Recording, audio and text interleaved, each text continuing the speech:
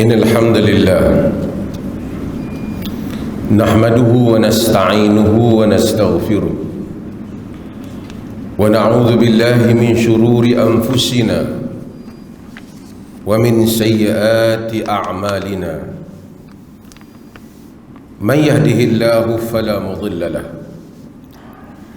ومن يضلل فلا هادي له أشهد أن لا إله إلا الله وحده لا شريك له وأشهد أن محمدا عبده ورسوله اللهم صل وسلم على حبيبنا سيدنا رسول الله وعلى آله وصحبه ومن تبعه ونصره ووالاه يا أيها الذين آمنوا اتقوا الله وقولوا قولا سديدا يصلح لكم أعمالكم ويغفر لكم ذنوبكم ومن يطع الله ورسوله فقد فاز فوزا عظيما أما بعد فإن أصدق الحديث كتاب الله وخير الهدي هدي محمد صلى الله عليه وسلم وشر الأمور محدثاتها وكل محدثة بدعة وكل بدعة ضلالة وكل ضلالة في النار. Sidang Jumaat yang dirahmati Allah, kita tahu dalam kehidupan moden ataupun kehidupan manusia hari ini, hampir kebanyakan manusia terlibat dengan hutang. Apatah lagi apabila manusia mempunyai sistem gaji mereka yang boleh mereka jadualkan pembayaran hutang mereka.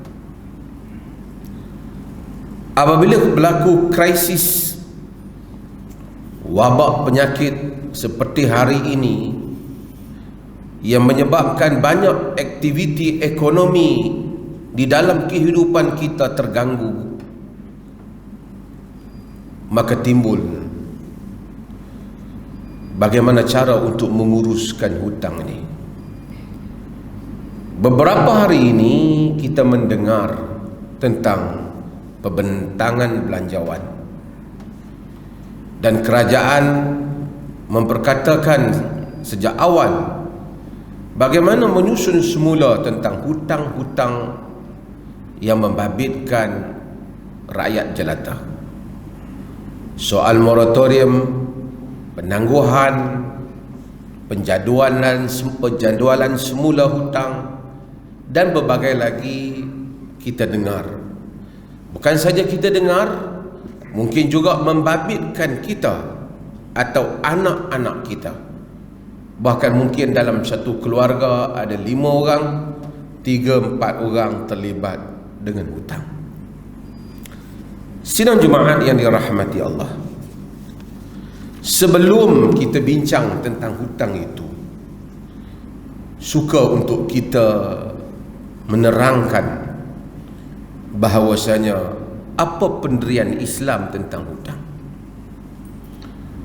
Walaupun jika kita lihat di dalam Al-Quran, Allah Subhanahu wa ta'ala memuji orang yang memberikan hutang dengan cara yang baik tanpa mengharapkan keuntungan di atas kesempitan hidup manusia, yang disebut sebagai qardan hasan, sebagai satu pemberian atau pinjaman dengan cara yang baik.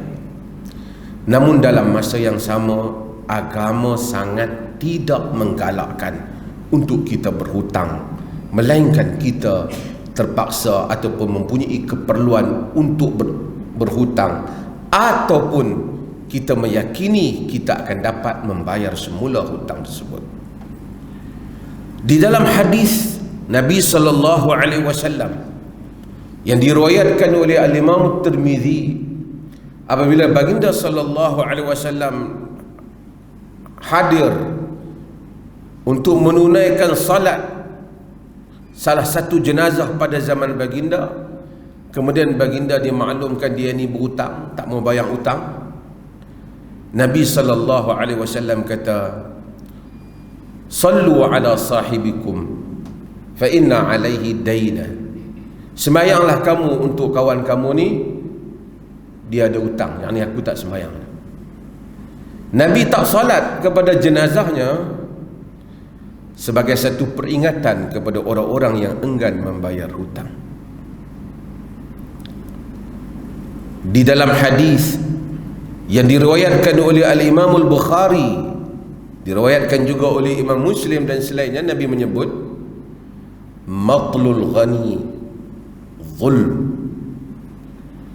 Sengaja melewatkan bayar hutang bagi orang yang mampu adalah satu kezaliman. Apabila kita kembali melihat kepada masalah hutang ini, kita akan dapati ada beberapa keadaan.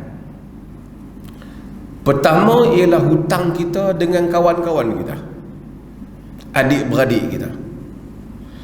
Ada orang masa nak hutang, Masya Allah, manis mulut dia, janji insya-Allah dia nak bayar balik macam-macam, dan dia dapat hutang tu, kawan yang memberi hutang pula macam rasa bersalah jumpa dia, sukar dia nak bayar. Dia mungkin beli kereta tambahan, rumah dia tambah, makan angin dengan keluarga dia, dia tak bayar hutang orang. Dia rasa lagi kawan tu tak minta, tak ada masalah untuk dia. Ini satu tabiat buruk. Wala ta'kulu amwalakum bainakum bil batil.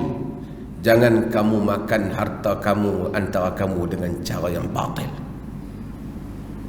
Kadang-kadang dia rasa terlepas, apatah lagi orang tu tak sebut. Orang tu pun mungkin dah malas dah nak sebut, berat mulut dah dia pun.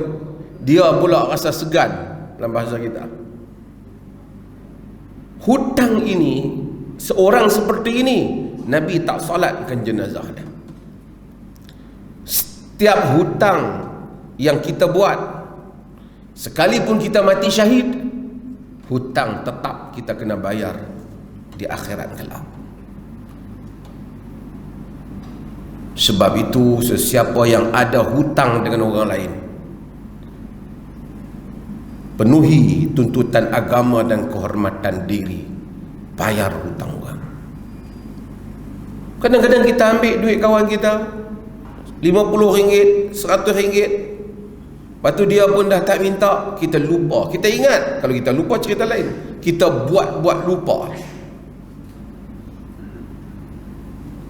mati kita, macam mana pun amalan kita, perkara ini akan tersangkut di sisi Tuhan, kerana ini membabitkan kezaliman kita terhadap hak orang lain.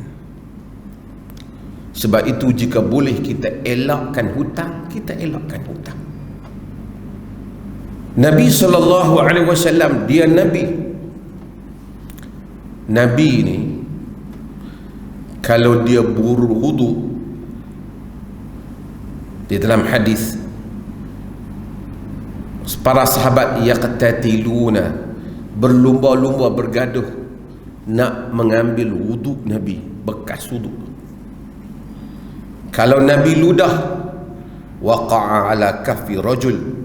Nabi kalau ludah tak turun ke tanah, akan kena di tapak tangan mana-mana sahabat, kerana mereka tunggu. Wadalaka jasadahu wajahahu wajildahu, dia akan sapu muka dia, dia akan sapu badan dia. Punya keberkatan Nabi itu sehingga peringkat itu sahabat tunggu. Artinya kalau Nabi nak makan, Nabi sebut je nak makan, Nabi boleh makan, sahabat akan bawa. Mereka akan mempertaruhkan apa sahaja untuk Rasulullah SAW sekalipun nyawa mereka. Pun begitu di dalam hadis yang diriwayatkan oleh Al-Imam Bukhari, Aisyah radhiyallahu anha menyatakan, anna Nabiy sallallahu alaihi wasallam ishtara ta'aman min Yahud. Anna Nabiy sallallahu alaihi wasallam ishtara ta'aman min Yahudiyin ila ajalin wa rahanahu tir'an min hadid. Nabi sallallahu alaihi wasallam beli makanan daripada seorang Yahudi. Dalam masyarakat Madinah ada Yahudi, Nabi beli makanan. Nabi tak ada duit, kerana Nabi tak meminta-minta. Nabi gadai baju besi dah. Sehingga itu Nabi SAW sehingga hampir wafat masih ada lagi gadaian Nabi. Kerana apa? Kerana nak mendapatkan makanan. Tak ambil saja. Oleh kerana tak memiliki wang, Nabi gadai dulu, letak aset. Itu seorang Nabi yang dia boleh memiliki apa yang dia kehendaki. Tetapi baginda sallallahu alaihi wasallam menunjukkan nilai tinggi penghormatan diri manusia, tidak meminta-minta daripada orang lain dan tidak berhutang sehingga dia akan tertanggung dengan hutang itu. Sebaliknya, baginda menggadaikan sesuatu. Maksudnya, jika baginda gagal membayarnya, maka baju besi itu menjadi milik Yahudi berkenaan.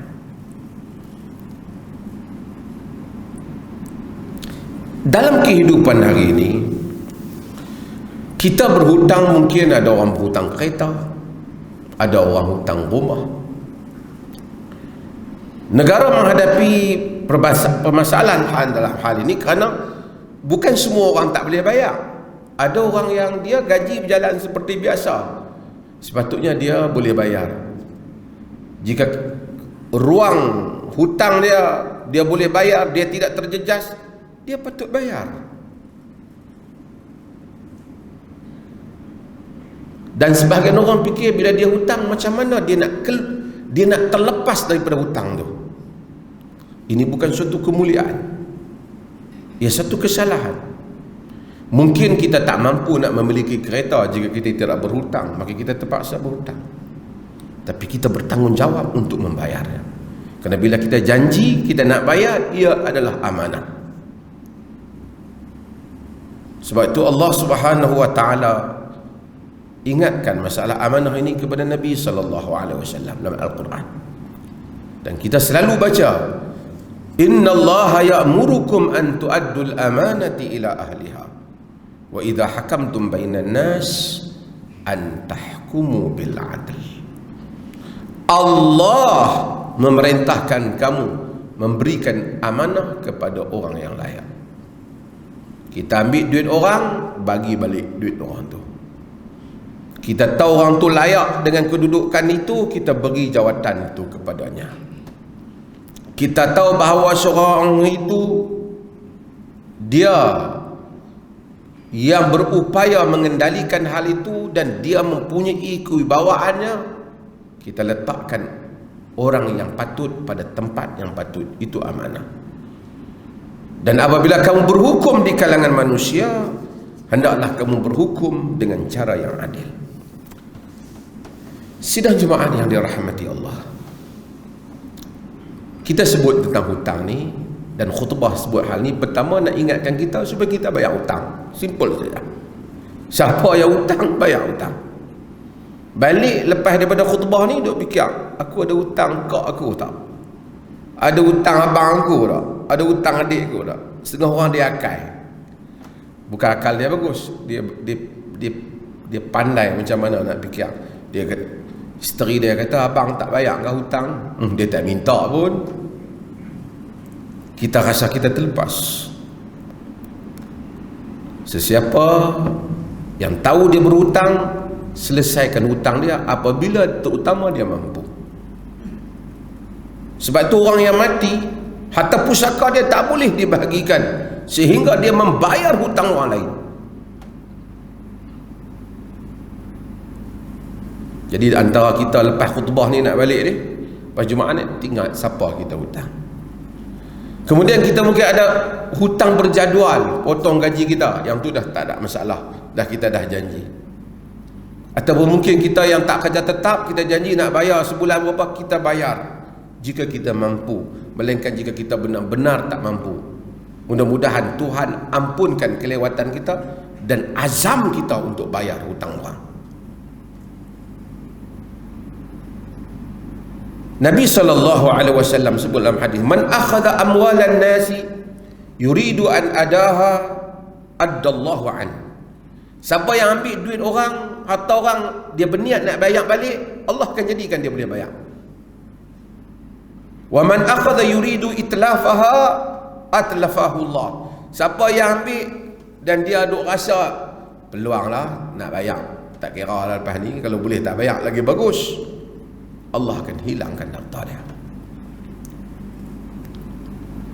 Sidang Jumaat yang dirahmati Allah, kalau semua orang ni santun dengan masalah harta orang, kita akan dapati ramailah masyarakat ni orang yang sanggup bagi pinjam ke orang. Tapi orang tak sanggup, sebab ramai orang yang bagi, bila diberi pinjam mereka tak bayar balik. Pinjam harta orang samalah hutang kereta ke, pinjam kereta orang ke, pinjam barang orang ke. Kembalikan harta kepada tuannya. Dan semua ini adalah merupakan tanggungjawab kita di hadapan Allah Subhanahu wa taala. Mudah-mudahan kita menjadi masyarakat yang mengurangi bebanan hutang kita. Kalau tak ada keperluan, kita tak payah berhutang. Kebanyakan orang masyarakat Melayu Muslim kita, mereka hutang untuk memewahkan diri mereka, bukan untuk memajukan diri mereka. Mereka tak tahu mana lagi hutang beli kereta yang di luar keupayaannya. Pendapatan tak setara mana lagi beli benda yang di luar keupayaannya. Benda yang dia beli itu bukan memajukan dia pada masa depan, hanya menambahkan beban. Tak salah membeli kereta, tapi dia beli kereta bukan untuk memajukan diri dia, tapi dia beli kereta untuk memewahkan diri dia dalam keadaan keupayaan dia belum sampai ke peringkat itu. Sedangkan kita lihat orang bukan Muslim dalam negara ini, mereka banyak juga hutang, tapi hutang-hutang mereka ialah membina empayar perniagaan mereka. Hutang beli aset yang lebih besar, hutang beli rumah, hutang beli bangunan. Tujuannya mengkayakan mereka dan mengkayakan kaum keluarga mereka dan keturunan mereka, di mana hal itu adalah sesuatu yang patut dan patut dibuat oleh orang Islam. Malangnya kita telah berhutang dengan cara yang salah, orang lain berhutang dengan cara yang memberikan manfaat pada mereka. Barakallahu li wa lakum fil Qur'anil azim wa nafa'ani wa iyyakum bil ayati wa dzikril hakim.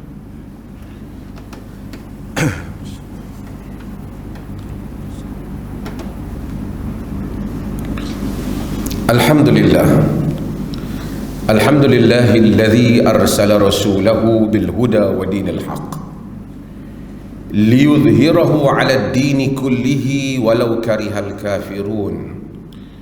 Asyhadu an la ilaha illallah wahdahu la syarika lah wa asyhadu anna Muhammadan 'abduhu wa rasuluh.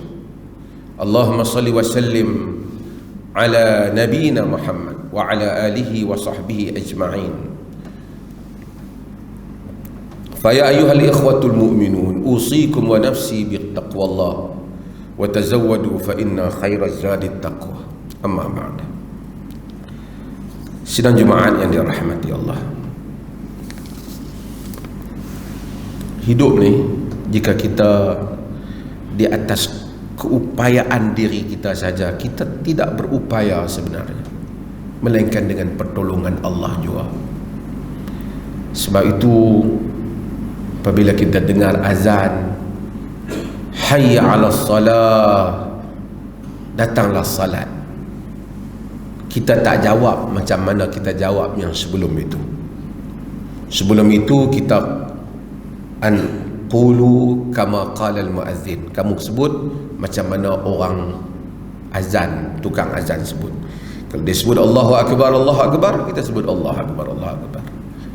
Tapi apabila dia sebut hayya 'ala salah, kita kata la haula wala quwwata illa billah. Kita kata tidak ada daya dan tidak ada upaya melainkan dengan Allah. Bagi kita mengakui kehambaan dan ketidakupayaan kita untuk menunaikan titah perintah Allah melainkan dengan pertolongannya jua. Sebab itu kata Syekhul Islam Ibn Taimiyah rahimahullah, la haula wa la quwwata illa billah ialah merupakan kalimah istighathah, kalimah memohon pertolongan Tuhan. Sebab itu Nabi menyuruh orang yang kesusahan, bermasalah, tak berupaya, membanyakkan la haula wala quwwata illa billah. Apa yang kita nak sebut ialah, di samping segala ikhtiar kita, utama kita ialah bergantung pada Allah. Nabi SAW ajar kita doa. Nabi kata, Allah maghfini bihalalika an haramik, wa aghnini bi fadlika amman siwak. Ya Allah, cukuplah untuk aku halalmu, dengan halalmu daripada harammu. Kayakanlah aku dengan kurniaanmu daripada memerlukan selain daripada engkau. Allah maghfini bihalalika an haram. Ya Allah, supaya yang halal ni cukup untuk kita. Tak ambil harta orang.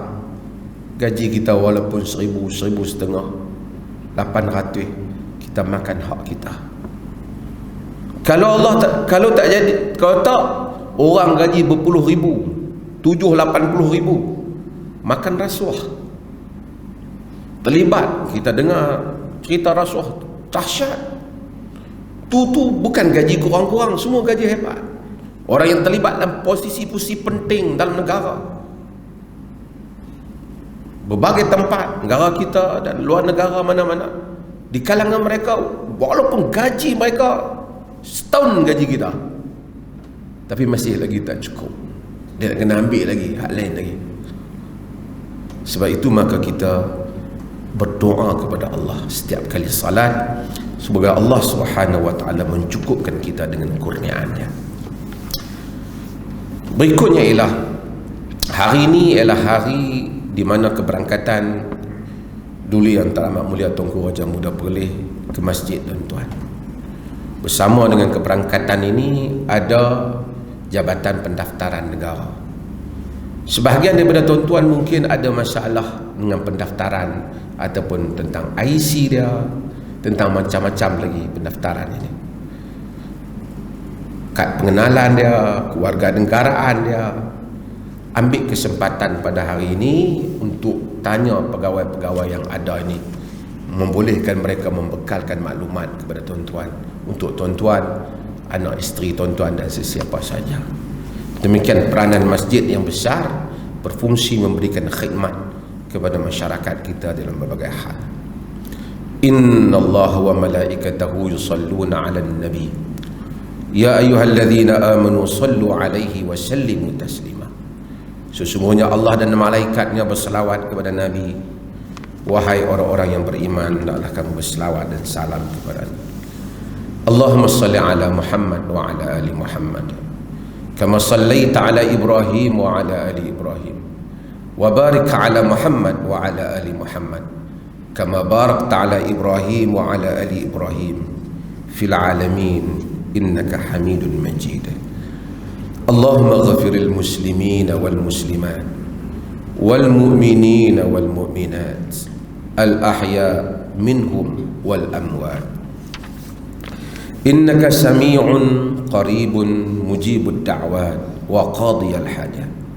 Ya Allah, ampunilah seluruh kaum muslimin sama ada yang hidup ataupun yang telah mati. Ya Allah, berilah petunjuk hidayah serta rahmat-Mu kepada kami sekalian hamba-hamba-Mu, dan kepada pemimpin kami, terutama Raja Pemerintah Negeri Perlis Tunku Syed Sirajuddin Ibnu Almarhum Tunku Syed Putra Jamalul Lail, dan Raja Muda Perlis Tuanku Said Faizuddin Putra Ibnu Tuanku Said Sirajuddin Jamalul Lail, serta kaum kerabat baginda supaya sentiasa beramal dengan kitabmu dan sunnah Nabi Muhammad sallallahu alaihi wasallam. Engkau lanjutkanlah usia baginda berdua dalam keadaan selamat, sehat sejahtera, dan dengan semoga kesihatan yang baik yang engkau kurniakan kepada baginda berdua, terlaksananya pemerintahan yang adil lagi diridai olehmu. Ya Rahman, Ya Rahim, kami memohon kepadamu dengan segala kerendahan diri sebagai hamba-Mu. Engkau indahkanlah akhlak kami, Engkau perbaiki pergaulan antara kami, Engkau pelihara kami dari penyakit lemah, malas, berpemikiran dangkal, dan buruk budi pekerti. Ya Rahman, Ya Wadud, Engkau baikilah keluarga kami, anak isteri kami, saudara mara kami, jiran tetangga kami, dan seluruh mereka yang kami kasihi. Engkau jadikanlah kami umat yang mempunyai ketinggian akal dan budi, mempunyai minda yang unggul dalam menguruskan kehidupan, dan menjadi teladan yang baik kepada manusia yang lain. Ya Allah, jadikanlah negeri Perlis ini sebagai negeri yang makmur, rakyatnya hebat, mantap, bermentaliti kelas pertama dalam tindakan, hidup bersih, bersatu padu, dan dilimpahi berkat serta rahmat dari sisi-Mu. Engkau jauhilah kami dari bala dan kerosakan. Engkau tambahlah nikmat-Mu kepada kami. Engkau berilah kepada kami kebaikan kehidupan di dunia dan di akhirat. Rabbana atina fid dunya hasanah wa fil akhirati hasanah wa qina adzaban nar.